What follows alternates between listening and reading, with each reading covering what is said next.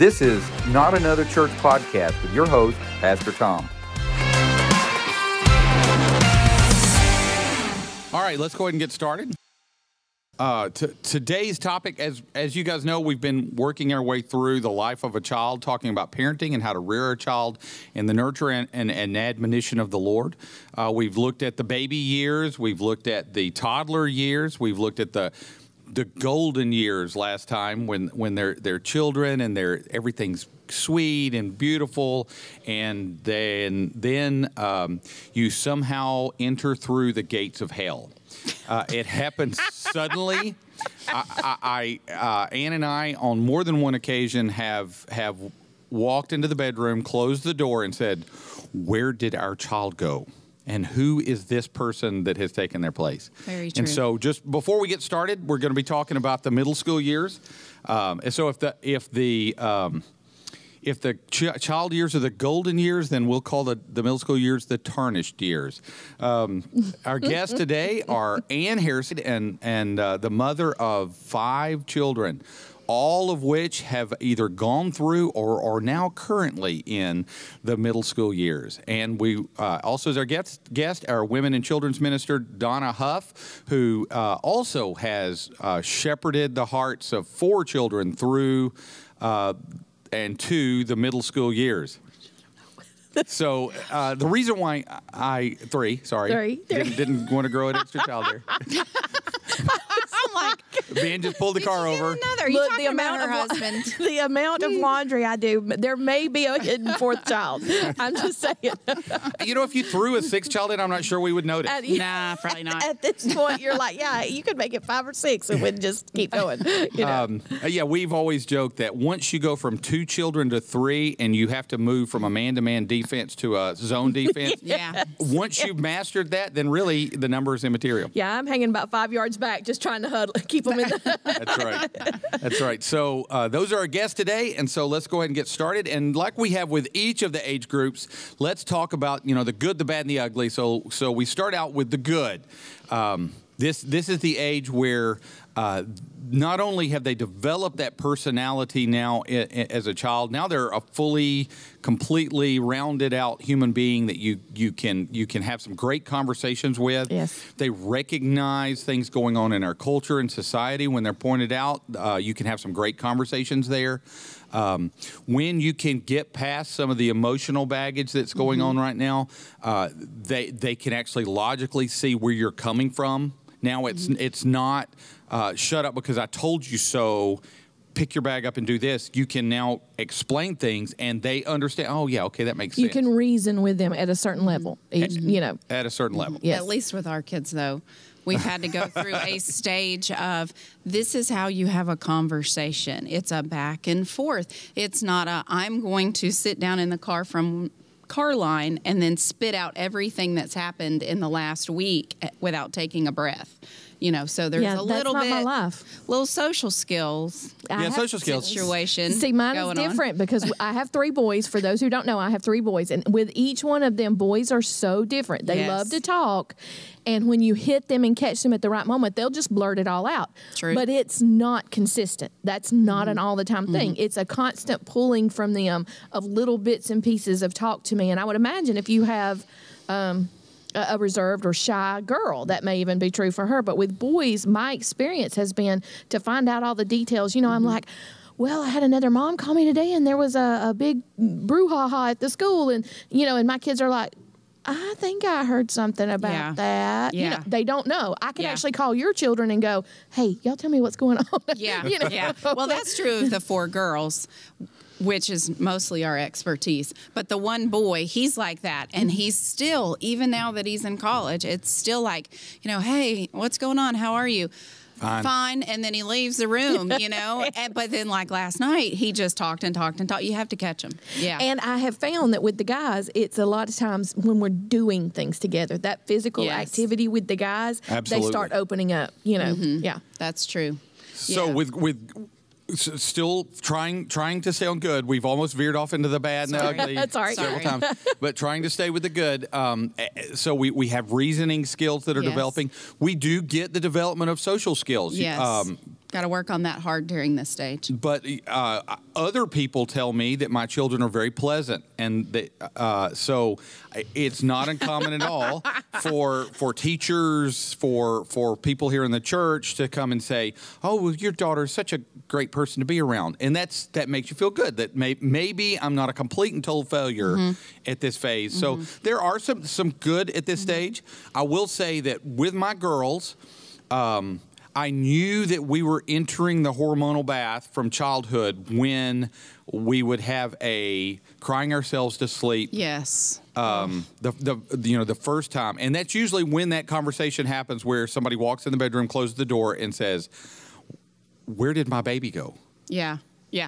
Well, I think that happens with boys too. I mean, I think the first indication that something is different from the elementary years is when that either testosterone or estrogen starts to hit them in full force, and they're on this emotional roller coaster, and you're like, whoa, okay, you have your meltdown, and I'm going to stand here until you're done, And see, we didn't have a lot of meltdowns, but what we did have was temper.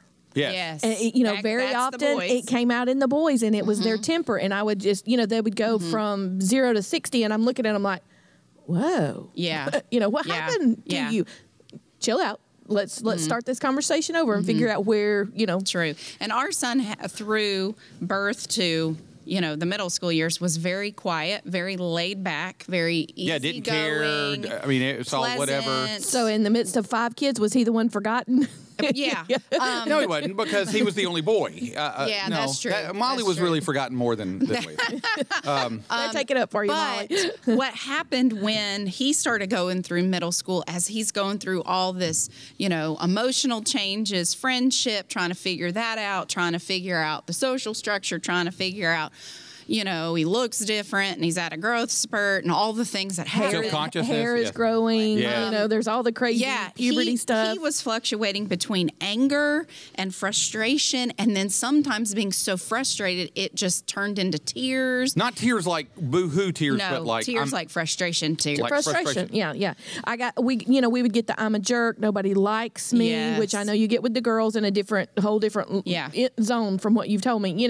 But that over the place, that one day they're talking about this guy at school and they're hanging out with them and they're friends, and then all of a sudden that group is going off and they're excluding them, and all of that kind of stuff is really happening in these middle school years. Yeah. And I think moms especially have a tendency, you're still driving your kids to school at this point. So if they are telling you what's going on, moms have a tendency to go, "Oh, this kid is being mean to my baby," or this thing is happening. And the mama bear really does surge at this stage. It really does. But you've got to be so careful. Like I have Tom asked me to be on this, and I was like, why? Like I've done the middle school years wrong 5 times. Like I'm like, I have so messed this up. Like, but please don't make me talk about this. I know. I'm like, I have no good advice. And now we're veering off into the bad here with some of this. I think we've transitioned fully into that. Okay, all right.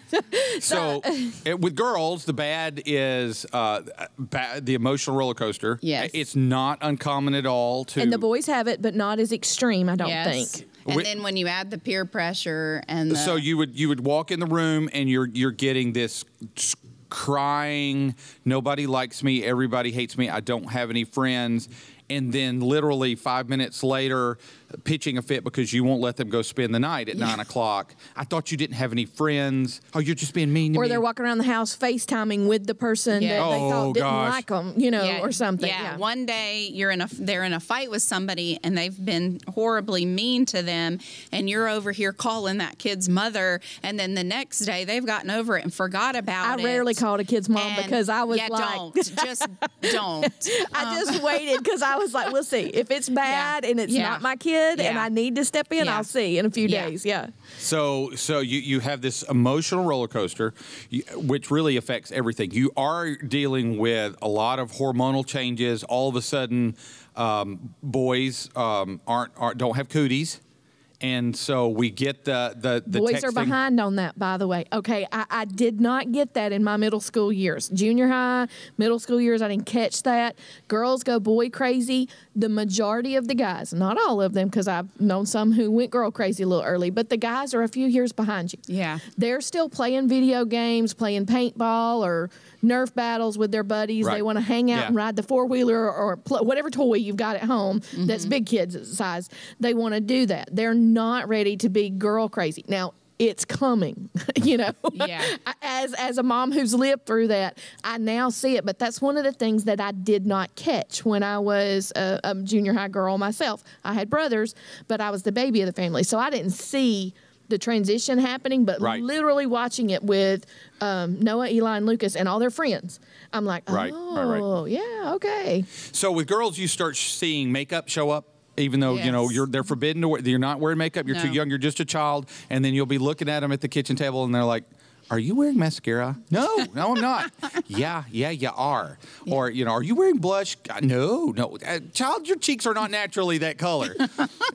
So Noah went for years with sleeveless shirts. And we Yes, talked about I remember that Because- stage. That was awesome. I loved Because, that. I mean, his muscles were developing and it was so cool. So, you know, they don't put on makeup, but Yeah. the sleeveless shirts and, you know, I've got a little cut on the back of my arm here where my muscles showing. And they start pointing weird. You know. Not quite that bad. But their voices were changing for the Yes. guys. And I'll tell you, that's a point of humiliation, embarrassment for them. Most of us as adults, when that happens, we don't think anything about it. We just grin, oh, how cute. But for them, when they're out talking to someone and they go from, oh, you know, and it's up and down on that volume, they're like, oh, that was so embarrassing, you Yeah. know. Well, everything at this age is it's embarrassing. Your parents especially. Your parents are now embarrassing. If you have curly hair, that's embarrassing. If you have straight hair, that's embarrassing. Yeah. If you have blonde hair, that's embarrassing. If you have red hair, that's anything about you that makes you you at Yes. this age, they want to change it. Yes. And especially anything that makes you different. If you're a lot shorter than everybody or a lot taller than everybody, or if you I'm just anything. I mean, Yeah. it can absolutely be, anything that makes you different becomes a point of, I read an article probably last week, maybe 2 weeks ago, and it was about a young girl who had a beauty mark on her face, and she had never thought a thing of it. Grew up with it, had no issues with it, and all of a sudden, some of the girls at school said something that she heard them over say, she has a mole on her face. Yeah. And she said, I had never, ever, because it wasn't like it poked out and had hair sticking out of it. You know, Yeah. it was just Yeah. a beauty mark. Yeah. They dissect each other Oh, every yeah. little Oh, thing. goodness, you know. Yeah. And yeah. as an adult, she was going back to that time and thinking about how that just humiliated her. But now she realizes it's not a big deal. Yeah. You know. Yeah. And Well, so everything's a big deal. I mean, Everything we've is a had deal. we've had a daughter who went and shaved her arms because Yes. she overheard somebody say that she had. And this child does not have hairy arms, but she was worried about it. she was worried Hairy about her arms. hairy arms, and so she snuck in the bathroom, got like a razor from me or Ann, and shaved her arms, and so she looked like a seal for a week. Until it got prickly. Yeah. Yeah. And one of our girls has very white blonde hair, as you know, and has and spent quite a bit of time begging me. Now her hair's beautiful. Like there's women that pay big money every Big month money for that hair. to, Yes. to have Absolutely. this Yes. platinum blonde hair. Well, hers is natural. God gave it to her, you know, and she's, begged at times, please, Mom, let me dye my hair brown. And Absolutely I'm like, why? not. No. And she's like, because I need to look like everyone else. They're always calling me Elsa. And I'm like, that could be a compliment, you know?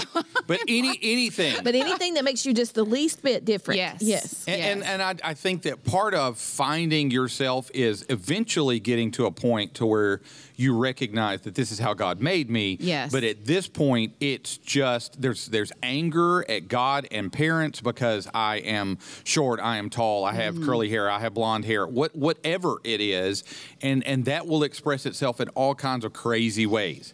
But okay, so let me say that going into the middle school years, I had a mom who was just ahead of me with kids, and she had mostly boys in her family. She had several kids. She was sitting with me one day. I remember we were at youth league football. I'm sitting out at Independence Field here.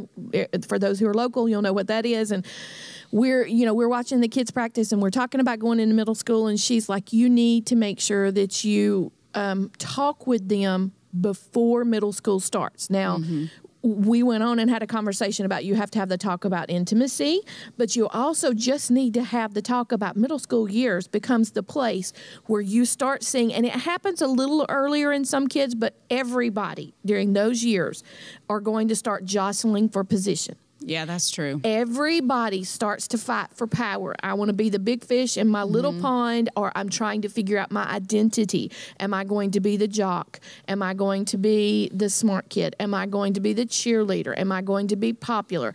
And they start trying to figure out who they are. And when they don't fit in one group, they go to another. And everybody fights over those things. And learning to forgive and to be kind between kids is a big thing. They're all becoming independent. All of a sudden, they start to realize they're different from mom and dad. Like up until now, they've been really connected to you. Everywhere we go with mom and dad. Everything we do is with mom and dad. And now suddenly they don't want mom and dad. Yeah. And that independence that starts to set in and trying to figure out who they are, that all happens at this Right. age. Yeah, they're developing their identity. Yes. It's very difficult. And it's very hard. I mean, Yeah. I will say we didn't start off by saying this, but Tom and I were talking about this before. I think this is, barring some serious tragic circumstances in your life, I think this is probably one of the hardest periods of Of life. anybody's life. I agree. I look back at my middle school years and just cringe. Yeah, I do because too. I was miserable. I didn't know where I fit. I didn't know who I was. I didn't. You know, so I try to empathize with my children and remember how awkward I felt, how my parents were embarrassed, all of that stuff. It really is a hard time of life because you are figuring out who you are and who you're going to be. And since you've only lived for 12 or 13 years, us as adults saying, look, this is only going to last for like 3 years. Shut up. Get over Yeah, it. it You're seems gonna be like fine. forever. Well, 3 years is a long time. third of my life. Yeah. Yes. Or a quarter of my life. What are you Yes. talking about? And Yeah. so it's a hard time. It's Yeah. a time that doesn't seem like it's ever going to end. And it's a time that's challenging for the parents because I will say, I would echo what Ann said. I feel like with each one of my kids, my default was always, you are going to do what I tell you to do. That I'm the hammer, and it just felt like you guys expressed you felt like during the toddler years when the moms are saying during the toddler years. I just walked around all the time going, why didn't you? Don't do that. Don't hit your sister. I feel like in the middle school years as the father, that's what I do. I'm constantly walking around going, your mother told you to clean your room. Don't talk to your mother that way. Get your hands off that. What do you think you're doing, child? You know better than that. Constantly. Yeah. See, the middle school years didn't feel that way for me. It was the toddler years. Is that true for you also? Yeah, I don't feel like that way. I mean, I know that I think it's just difference in maybe roles or whatever, but no, toddler years are like that for me. Middle school years were But not we that nurture. way for me. So Yeah. nurturing someone who's sad or doesn't know where they fit, all of those things, like I can step in there Yeah. and I'm going to hug you Yeah. and love you Yeah. and we're going to talk this through Yeah. and let's carry on a conversation. And then for me, when I sense that bow back that you get from a middle schooler, like, who do you think you are to tell me what to Yes. do? Yeah. In their tone, then I'm going to show you who I think I am to tell you what to do. And so as a man and as the father of the house, and I feel like part of my role is to protect Anne from that child ever thinking that they can run over her. And so I've got to be the hammer. And that's necessary. I mean, I think dads need to do that when it's appropriate. Yeah, I agree. Because kids do. They are testing the limits and the boundaries. they still have to understand authority. Yeah, and they have to realize that they don't get to rule the house. Which and- leads us to our next subject, which was, it's easy for parents at this point, because we've talked about how rearing children requires more discipline on the part of the parents than it does Yeah. on the children, that you've got to expend the energy to get up, even when you're exhausted, and you put kids to bed. And almost everybody, I know with us, except this child that's going through middle school years, as we're going through middle school years with this child, we have a toddler and we have a child and we have other kids. And so you're exhausted. And so there's a natural tendency to want to look at that child who's You're 12 now. You're 13 now. You can dress yourself. You can put your shoes on. I don't have to worry about you sticking something in a light Tend to your socket. sister. Yeah. So I'm going to, if I'm picking my battles and I'm looking at things, this child is not going to die if I ignore them. So, and I see in this church, I see some parents that are choosing to abdicate their role as parent in the life of their middle schoolers because it's so painful. It's so difficult.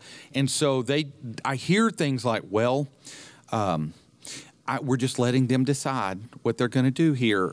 And you have a vast difference in maturity levels. Like, I know in Kid City, I've seen this happen, and I've seen it with my children and some of their friends. You have the kid who matures early. Whatever circumstance in their life is, it may be due to circumstances, personality, IQ. I mean, I know everything plays a role into that. But you have those kids who mature really early. Right. And so I have a tendency to watch those parents be the ones who step back and go, well, they're really mature.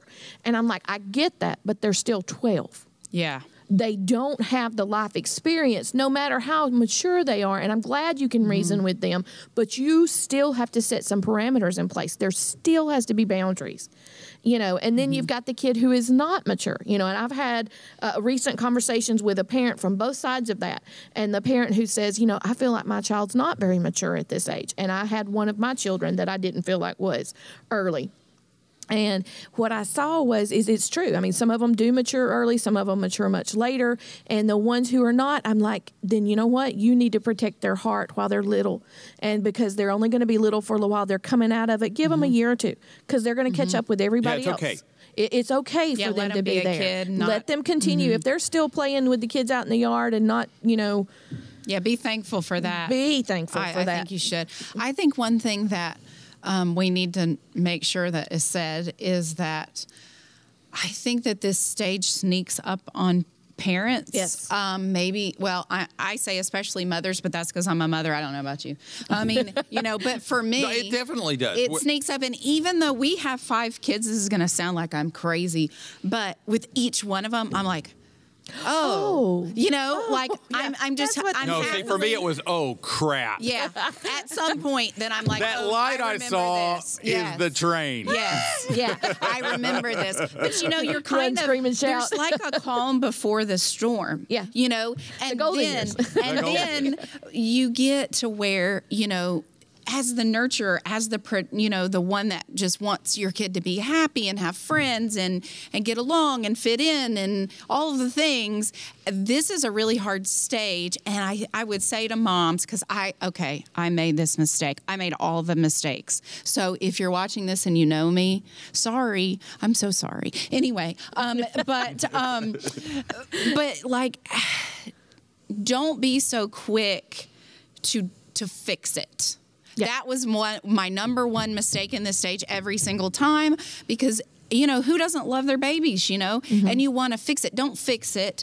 This is the time to listen to your child, to try to decide, are they telling the truth? Ooh. Are they telling me a lie? Are they trying to make themselves look better to me? Because that happens. Well, it does. I mean, all adults do that. Yeah. But also kind of be a counselor. Just listen and then counsel when appropriate, but don't be quick to fix things, to take care of things, because what you don't realize as mom is that tomorrow, the huge blow up that's happened today is probably going to have blown over, but you're still going to be upset about it. I didn't do the fix it stuff as much. I think my weakness, or in the one that I see most clearly, is that they were quiet. So when things were going bad, I'd just be like, it's all good, Yeah. Right. And I would let it be that way. And then realize later how important such and such was to a child. Like when so-and-so said something about them, or when a friend just drops them. Yes. And awful. that happens, by the way, for everybody who's watching this. It's going to happen to your children. Everybody gets it. Rejection happens, and it hurts like the dickens. I mean, it's like it hurts, boy or girl. And sometimes our kids are the ones that at times are the mean kids, or the ones that drop a friend, or the ones that whatever, and maybe we don't know. Well, or you they see don't the admit social to media it. rant about so-and-so hurt my child and that sort of thing. And all 3 of my kids, to my knowledge, have been on both sides of that. Both sides, yes. They absolutely. sometimes have been the one who has perpetuated something that's mean and ugly, and then sometimes they've been the one who has been on the receiving end of Right. cruelty. And you, as a parent and as a mother, boy, you want to. I mean, I'd Yeah. like to go smack a kid's upside the head But you know, your sometime, kids don't you don't want do you that. to do that.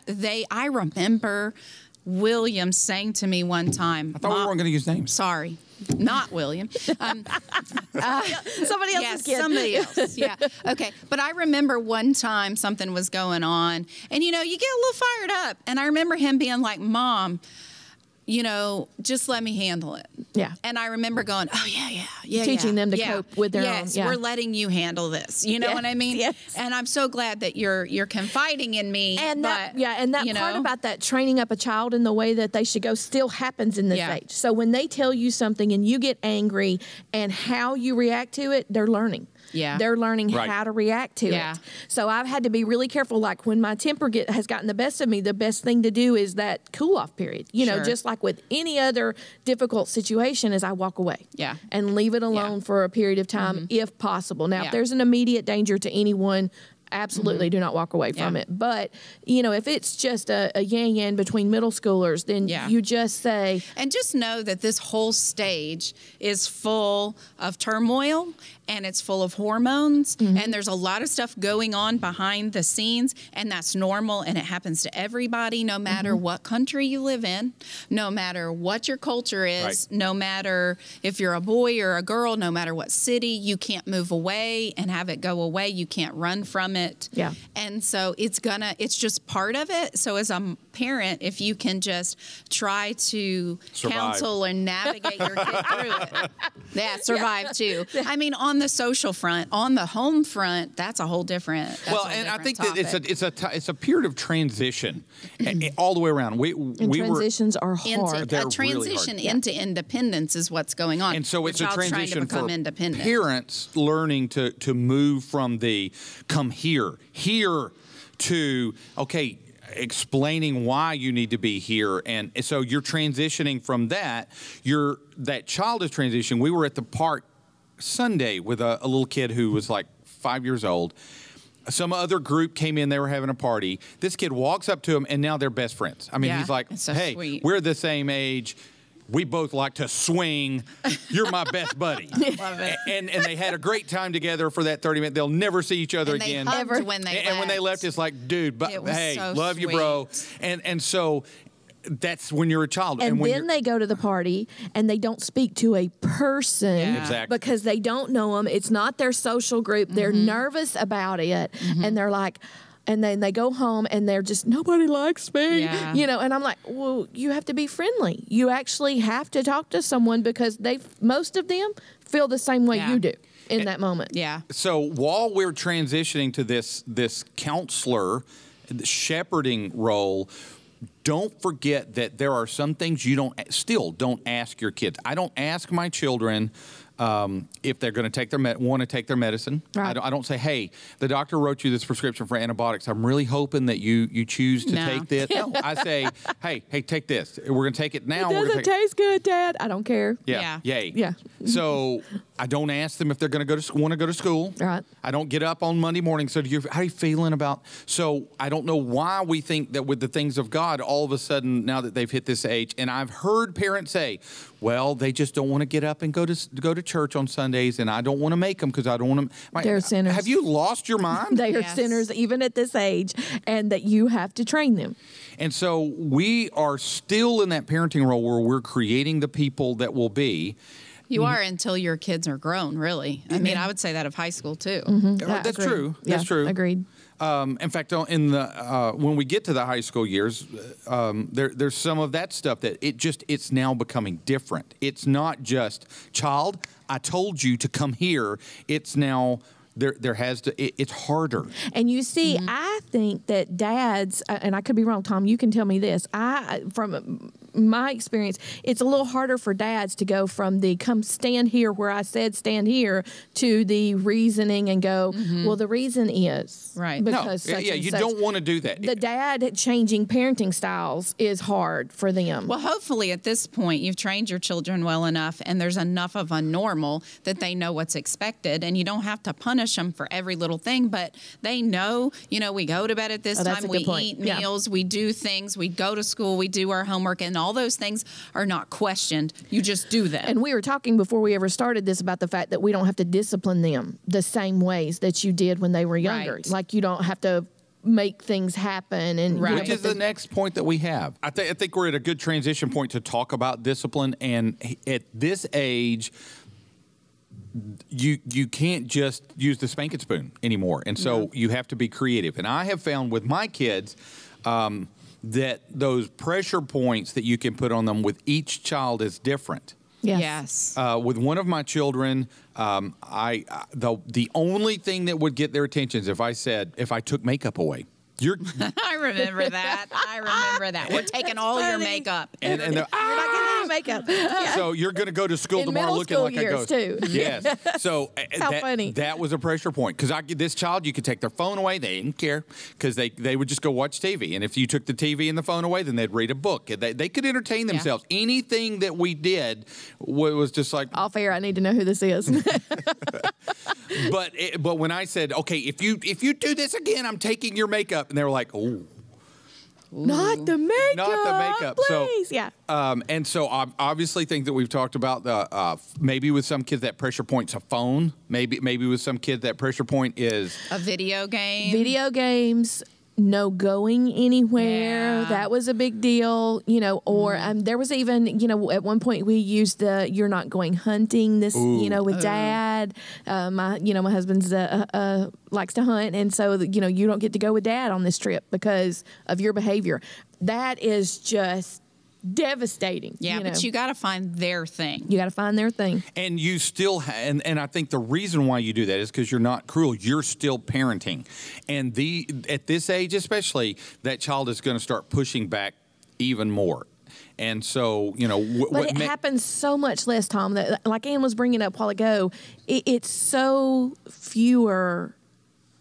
In quantity that you end up having to do all of that discipline if you do it when they are 4, True. 5, That's 6, true. 7. If you lay That's a true. good foundation, yeah. you're not going to be too bad off. Yeah. But I mean, yes, But you're gonna have They're some. not laying down in the Walmart and pitching a No. fit. No. If they're doing that, then we need to have a different conversation. Right. But what they are going to do is, at this age especially, you'll get what feels like huge lies, like, hey, I'm going to this friend's house, and they end up at a different friend's house. And then when you catch them, then they're like, well, we just went over there. I not This I is not the tell lying you? stage. Oh, yeah, there's a lot of. And there's a lot of prevention you can do up front. Yes, call the other parents. Up front, Know be the intentional. friends. Know the friends. Know Be the friends' intentional. You parents. can guide who they choose as friends Yes, you at this can. point because your friends influence Absolutely. a lot of who you are, especially as a child. Mm-hmm. As you get older, you may have friends that you disagree with, and you can just be adults and do your own thing. But when they're young, the influence of a friend or a peer group on them is tremendous. Absolutely. Yeah. And you're still the parent. It's still your call who they go hang out with. And yes, at this age, the children will absolutely freak out and say, you're destroying my social life. It's the most popular party of the 7th grade. And I'm like, you're not going to a party where the crackheads are. No. not going to happen. And you see, I've seen, even with parents, the cool kid factor still plays a role. Oh, Yes. absolutely. You still have parents who are still like, I'm going to make sure that my kid goes to this party because that's where the cool kids will be. Or, and it's not just the kid who feels the pressure of it. But if you ever find yourself in a place, and I did and have more than once where my kid was not included, then I would actually, if it was a big deal, and it wasn't always a big deal. Sometimes we just brushed it off and life went on. But when it was a big deal, I would take mine and try to do something special with them to help Yeah, that's let good. them know that they're valued at home, that they have value outside of it. And then it usually takes some time, obviously, during that to do a little discipleship. Your identity is in Christ. Jesus loves you. He's made you for a purpose. He has people who will love you in your life. You've just got to be friendly and be kind and just keep going. And Yeah. as they're developing their identity, as we've said throughout this. These things are going to have an impact on that. The super cool party that they're not invited to, or that you won't let them go to, or a group of friends who they thought were their bestest buddies in all the world. They find out on Facebook or Instagram that they were getting together, and I wasn't invited several times. So when get invited to go somewhere right in front, they'll invite a certain group of people right in front of your child. That's going to happen. Yeah. So when those things happen, you use that as a springboard to say your identity is in Christ. Who you are is not defined by the people around you. And you know what? I know some adults who haven't learned that lesson. Yeah. I know adults who are going through life letting the world tell them who they are. Yeah. And I don't even mean the world in the negative Christianese sense. I mean, they're just letting everybody around them inform them who they are. Yeah. And that's something that at this age, you have thousands of opportunities to say, yes, all the girls are carrying core bags. We are not going to carry core bags because I want you to be able to eat next week. And so I hate it. You're not getting a pair of Air Force Ones or whatever the cool hot thing is, and use these as opportunities to teach, because those, you know what, in 3 weeks, I know when I was growing up, it was the Izod. You know, everybody had the little alligators on their shirts, and I've used this as a sermon illustration that my mother, who is the cheapest human being who's ever lived, would go buy the Walgreens version of Izods, and then literally went to Mountaintop Trade Day and bought some iron-on Izods. Oh, my goodness. Well, how inventive was that? I know. Oh, but it didn't look anything. But look, a plaid shirt's a plaid shirt's a plaid shirt. I wanted the little alligator on it, though. But we've talked about the symbols now that this has to be on the shirt, that, you know, for guys that people notice, you know, and it's hysterical. It is. And now I'm 50 years old and I can look back on that and laugh. But when I was in middle school, it was devastating that I didn't want to be labeled as the poor kid. I wanted parachute pants, Tom. You wanted parachute pants. That was a big deal. I was about 4th or 5th grade. It was coming up on the preteen. Guess what Donna's getting for Christmas? But yeah, I remember wanting the parachute pants so bad. Everybody had them but me. You know. Yeah, it's tough. Did you get them? Yeah, eventually I had a pair. They were gray. Okay. Did they have 1,000 zippers all over? They did. So the zippers were black, just so you know. As adults, we know that those things fade, and that what's cool today is going to be lame tomorrow, and all of those, it's just like Champion now is the cool thing. And I was embarrassed to wear Champion. Yeah. Is Champion now cool? Champion is super cool now. It used to be like the cheap stuff. And so Adidas, when I was growing up, Adidas was the poor kid clothes. And I remember Mom coming home, and in hindsight, I feel so guilty because I know financially how tight things were in our house, and so I'm sure that she worked extra hours and there was scraping.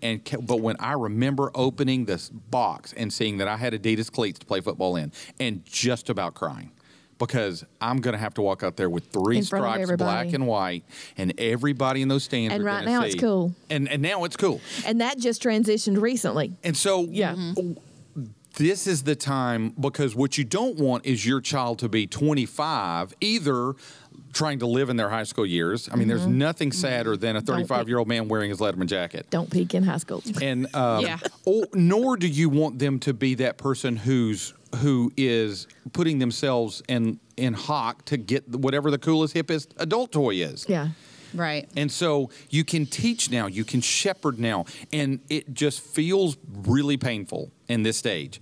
But that takes a lot of intentional conversation. Yeah. And I think sometimes we just let them go to their room and deal with it themselves. And I think this is a stage where you have to pull your kid out of their room. You have to almost say, you know, if there's people in the kitchen and we're cooking dinner and we're interacting, you need to be there. And you remember how hard it was when they were right up under your feet. Yeah. And you just wanted them to go to their room. Wanted right? to go to their room. And now I'm like, somebody come out of your room. I know. Yeah. I know. And you go get them. But what you were talking about being intentional, also it helps with preventive things. Like we mentioned it earlier, but talking through an experience before it happens. You know, one of the things that was a big deal in our home, and I'm sure in a lot of y'all's, is lying. Is if you lie to us and you break that trust, there is going to be some serious consequences. Like, I ain't joking. Yeah. You know? Yeah. And then you talk that through and you go, if something changes, if you're in a place where you're uncomfortable and you need an excuse. One of the things I've told the kids repeatedly over the years is I'm saying, if you're out with your friends, they're doing things you don't want to. Even in middle school parties, this happens. I know this is crazy to bring it up, but in the middle school parties, I mean, it's not an innocent spin the bottle game always. It's sometimes it gets It's gotten a lot more intense. It's gotten a lot more intense, and there's a lot of pressure in those circumstances.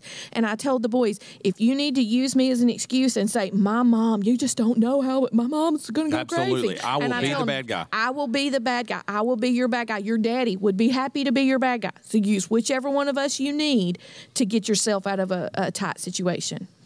So I think when we touched on it a little bit at the beginning, as we were talking about how awkward the child feels, recognize that, and Don, I think you were saying every human being on earth at this age, no matter the culture, no matter the country, everybody feels like a kind of a square peg in a round hole. And this is a phase where we have to shepherd them as they develop their identity and oversee that without getting our own pride and what we want to be in, and Don't live through them. Yes, we can't live through them. We've all seen the guy at the ball field who was acting And we all fool. find ourselves occasionally, if your child's doing something and you find yourself, whether it's dance or gymnastics or singing lessons or whatever it is, you go, oh yeah, they're having great success. I would say it's important to be at church, to try to make Christian friends, to try to develop good habits at home as far as, prayer times and Bible reading and those kinds of things, because, you have a tendency to let your kid just kind of do whatever at this point. And I think that you can still kind of require them to have certain disciplines and to be certain, to be at church, even if they don't really like it or they're saying they don't like it, because I think that it's still sinking in. Yeah. It's still At this age, I actually remember very specifically pointing out older teens that were living a Christian lifestyle in school, and everybody knows it. Yeah. On the ball field for us, because the kids play sports. On the ball field was a place that I would say, look at how they behave, look at their sportsmanship, look at their character, but also surrounding them with adults that, when I don't just point to, because a lot of times kids look to the next group ahead of them, just that next step ahead of them. But I also was intentional several times about pointing to someone who is young marrieds in their 30s and 40s to someone who is older. And I'll point out, look at what they've done. They've served the Lord their whole life, or look at their great stories. They lived, but at the same time, they lived with Christ. Right. Yeah. One thing that's been pretty pivotal in a couple of our kids' lives is they've had opportunities through this stage to kind of start working a little bit, and there may be, like with one of our kids, there was an older lady in the church and she needed somebody to clean her house. And so I would drive her to the lady's house and chat a minute and leave her for a couple hours and come back and get her. And you know what that lady needed? She needed companionship as much as she needed her house cleaned. My child loved that woman. I mean, she probably went over there once a week for a year. They had such a bond. They loved each other because this woman who's in her 80s is walking around the house as my child is dusting, sweeping, whatever, and just talking and they kind of became friends. And it was weird, but it was wonderful. It was lovely. Yeah. And so I think if you can look for opportunities for your kids to know Christian adults, it doesn't have to be somebody of the older generation. And you have to be careful. We've heard too many headlines. You do have to be careful. Yes. We have heard too many headlines of that, so just be careful as you go through that. But finding a place for your child that is safe, but that is that somebody's going to just point them towards Christ. So Donna brought something up that I wanted to say in conclusion. One of my children in these years, and my kids will tell you that I have lots of phrases and turn of phrases that I used to try to hammer some of these truths home. And I can remember multiple times walking away thinking to myself, that was a waste of time. And now that this particular child that I really thought I was talking to, because all I would get would be a frustrated, tearful, yes, sir, kind of a thing, has said something to someone else that I overheard, and they would be angry if I said that they were quoting me, but they were quoting me. Yes. And is this one of our kids that's an adult? Yeah. Yes. Okay. Just pointing that out for the audience. Yes. It's not going to happen in the junior high. Yeah, it's not happening in the junior high. So my point is that I spent all this time. They heard. And now if you're making your kid come to church and it just looks like they're sitting there staring off into space and they're harumphing, they're hearing what's going on. And you are still the single biggest influence to Absolutely. their heart. It is bar none. Bar boyfriend, girlfriends at school or peer group or whatever. And the more you work at it, the better it is, and the better it builds a long-term relationship. Because I have been grateful for my parents all of my life because they did not abdicate their authority while they did try to help me to grow. Yeah, yeah. So that has been the middle school years. I hope that was helpful. I would hope that this has spurned some thoughts conversations you can have with your spouse and in your family. And just know that if you've got kids in this age group, we're praying for you. We are. It's tough. I'm so sorry. It's tough. So that has been Not Another Church Podcast. And tune in next week where we will be taking a subject and talking about it until we're tired of talking about it.